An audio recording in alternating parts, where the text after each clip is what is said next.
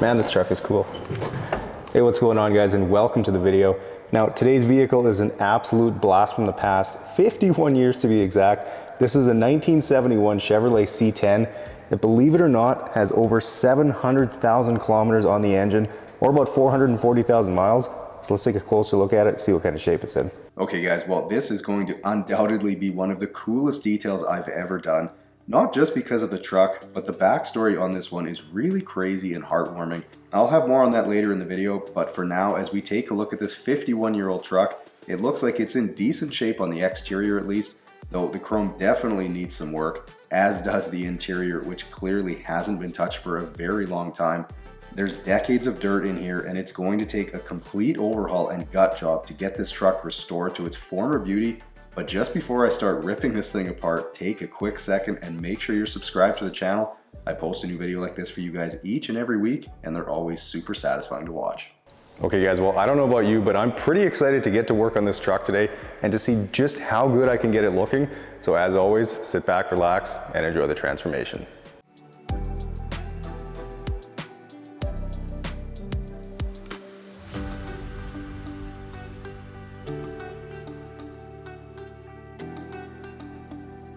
Okay, guys, well, as I get to work on this vintage and classic Chevy C10, I just wanted to say again how excited I am to work on this vehicle today.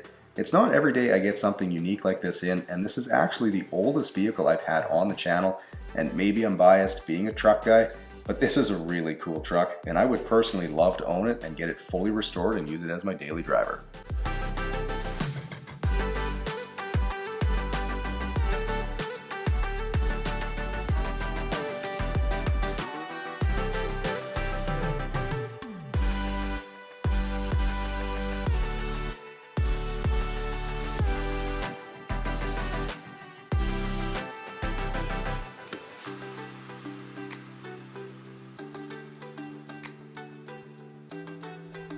Alright, well, moving to the back, and you'll notice that I've left the license plates on the truck, both the front and back ones, and that's simply because the bolts were extremely stubborn, and I certainly didn't want to be the one to use the extra force required to get them off, just in case something got damaged.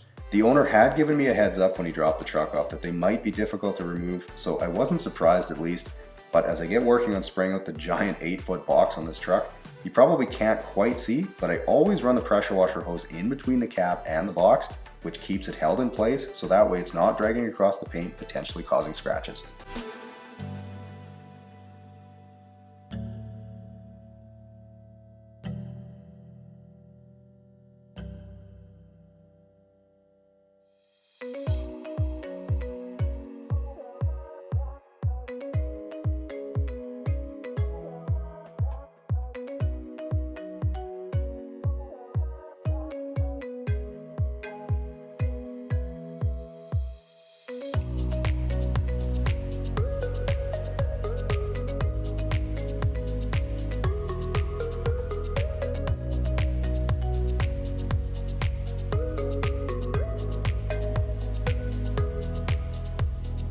Alright, moving up to the front end, and with this being such a unique and really cool classic truck, I had to do a bit of research on it, so I figured I'd share a few of the things I found most interesting about it, starting with the fact that these trucks can actually be pretty valuable these days as collectors look to restore them or create a cool and unique daily driver, though they usually want the short box version. And as for options on these trucks back then, the 1967 to 72 model years represented a shift in the truck market back then, as Chevrolet made a strong play to convince truck buyers they could outfit their trucks with the kinds of comforts required to use them as daily drivers instead of just work vehicles.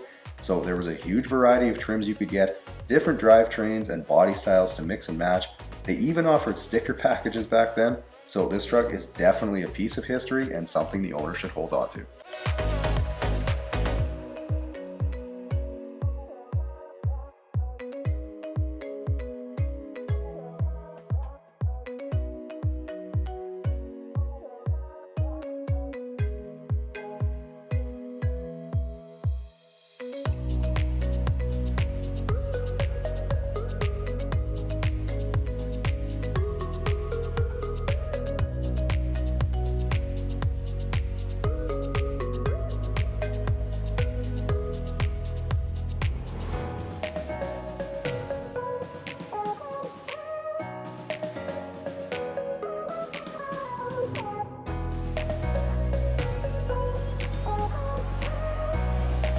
Okay, well with the truck all foamed up now, I'll work my way around with my boar's hair detail brush, which if you weren't aware, they're on sale right now as the Detail Geek Auto Care Black Friday sale is on now. It's our biggest sale ever as the entire site is 20% off. So for anyone out there who needs some great gift ideas, well, look no further as we've got something for everyone.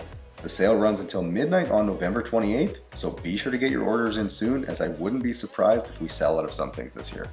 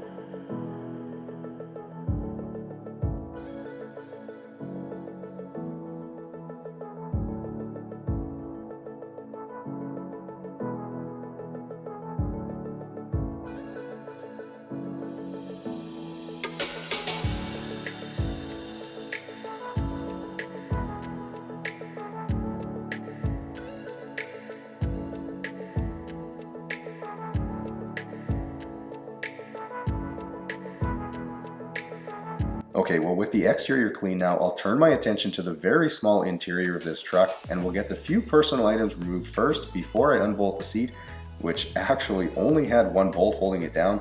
Probably not the safest thing, but really the entire truck wouldn't fare too well in an accident anyways, so the seat coming loose is probably the least of your concerns. But anyways, with the seat out, I can get the vinyl floor covering pulled out along with the underlayment, and like any good old Saskatchewan vehicle, these Little Trees air fresheners in here also need to come out.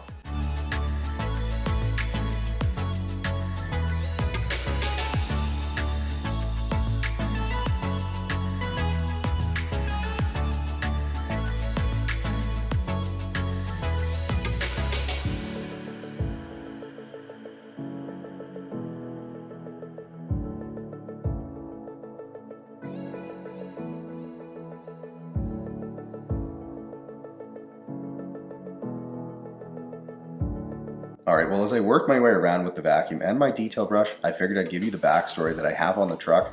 So when the owner dropped it off, he told me an incredible story about how this truck used to be his dad's when he was a young kid, and it was one of his dad's most cherished possessions, but unfortunately, I guess times got rough for them in the 80s and his dad had to sell the truck. Now obviously this stuck with him as he grew up and he had always wondered if it was still around, and I guess he'd been keeping his eye out for it to come up for sale in our local area. And lo and behold, a few months ago he saw this one for sale. He wasn't quite sure it was the same truck as it had been repainted and had apparently been sitting in a barn for many years, but when he checked the VIN, it was actually the same truck. He found his dad's truck after 38 years. He had always dreamed of finding it and fixing it up and giving it to his dad, but unfortunately, his dad passed a couple of years ago, so he couldn't make that dream come true, but it's still an incredible story. He found his dad's old truck and plans to get it fixed up a bit considering the engine has over 700,000 miles on it, so it definitely needs some work. And I know you guys would have loved to have seen the reaction on this one, and I can tell you it was an incredible moment when he saw the truck all cleaned up again. Unfortunately, I wasn't able to record it, but it was a truly special moment and one I'll never forget.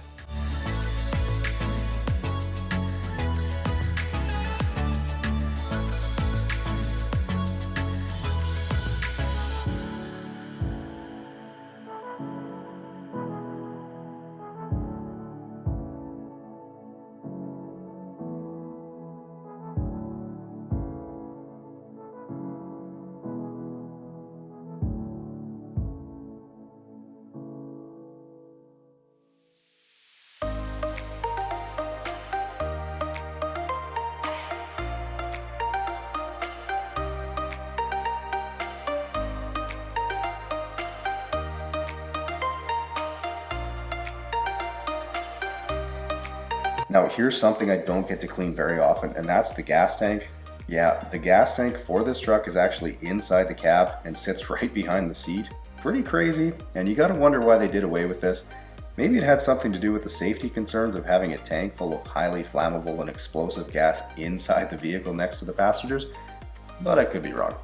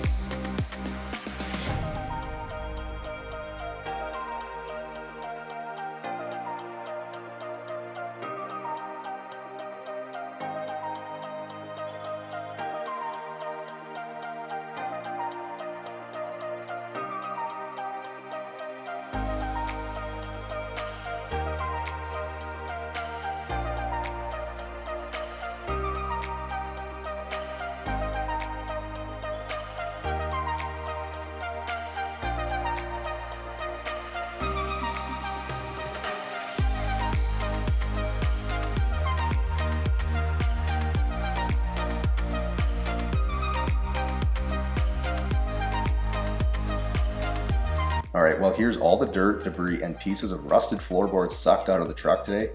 That's quite a bit considering the interior is so small. Okay, well as I get to work on extracting the seat, you can probably see just how faded this upholstery is. It looks like the original color is more like that spot of dark red that still looks original, as that's where the seatbelt sits, so it's unfortunate that it has discolored so badly. And I also have to say that I was expecting the seats to look dirtier than they are, but I do know from experience after working on a few older trucks like this that the upholstery is much thicker than what they use in modern vehicles, and it traps the dirt deeper inside, so I suspect the water pour is still going to be pretty bad despite the before and afters not really looking much different.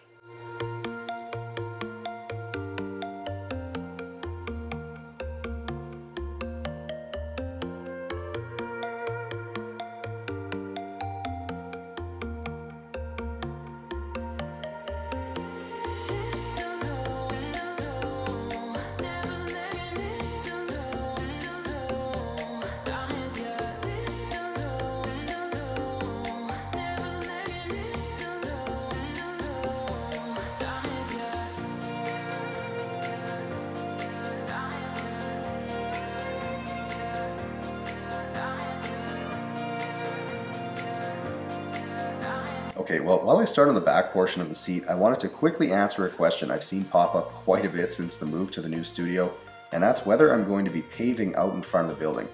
So if you guys watched episode 12 of the Studio Build series, you would have seen me lay down reclaimed asphalt out in front, so contrary to what some of you were thinking, no, it's not just dirt out there, it is reclaimed asphalt, which I do plan to leave as the permanent material out there. Now, when I got a quote to pave it and it was over 6 figures, it was the easy choice.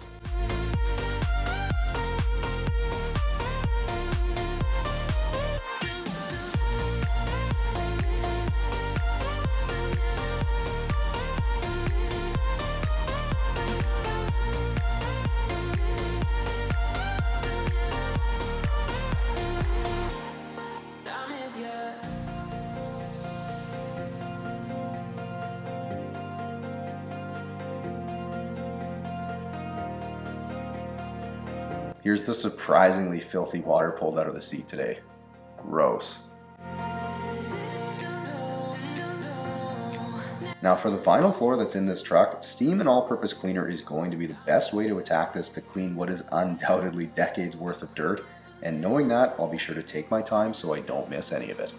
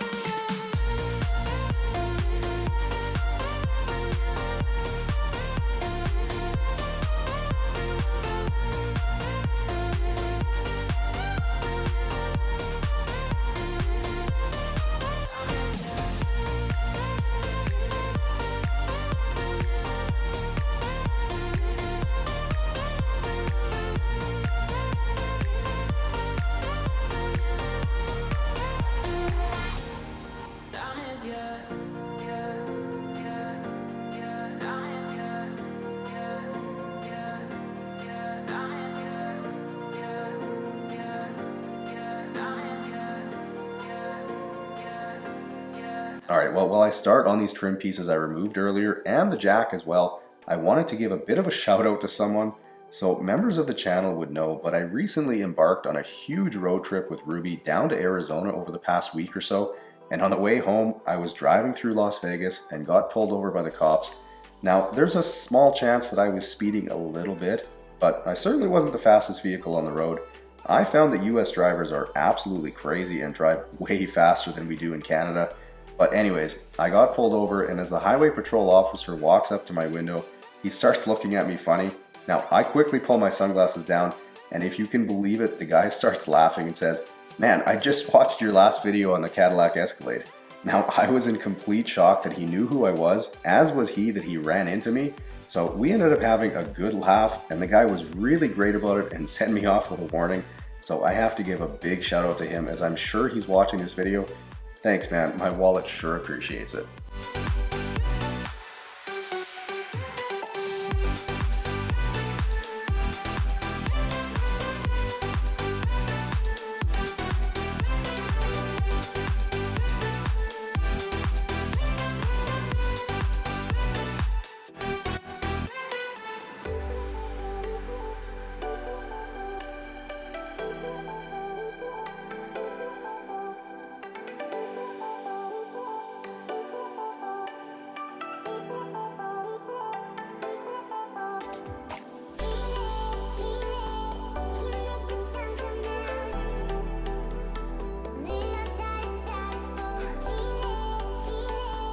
Okay, well, getting to work on the rest of the vinyl floor covering I removed from the truck earlier, and obviously the process here will be the same. Hit it with some of my Detail Geek APC diluted 4:1 and the steamer, except that since I've got this completely removed, I can just rinse everything off afterwards, so the cleanup is a little bit easier having it outside the truck.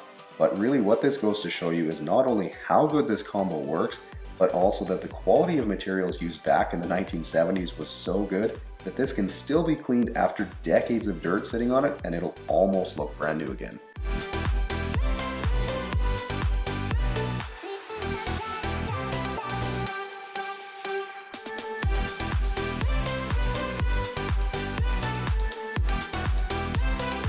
Okay, well, with some of my new ceramic spray coating in hand, which of course is on sale right now for Black Friday, I'll get to work on protecting this paint and boosting the depth and gloss in the process.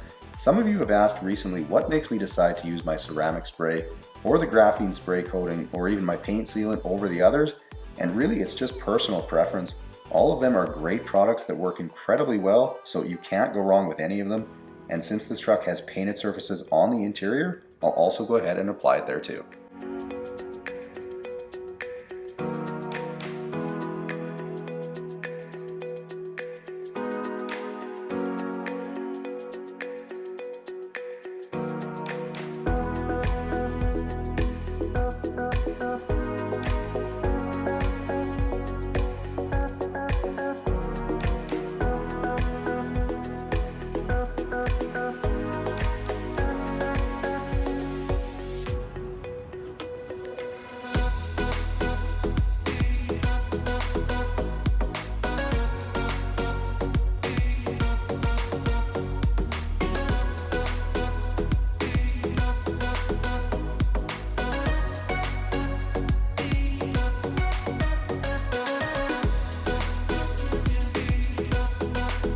Alright, well, to polish up this dull and grungy looking chrome on the truck, I'm using my Detail Geek correcting compound here along with a microfiber cutting pad on my polisher, and in a matter of a couple of minutes, all the chrome on the truck is looking brand new again.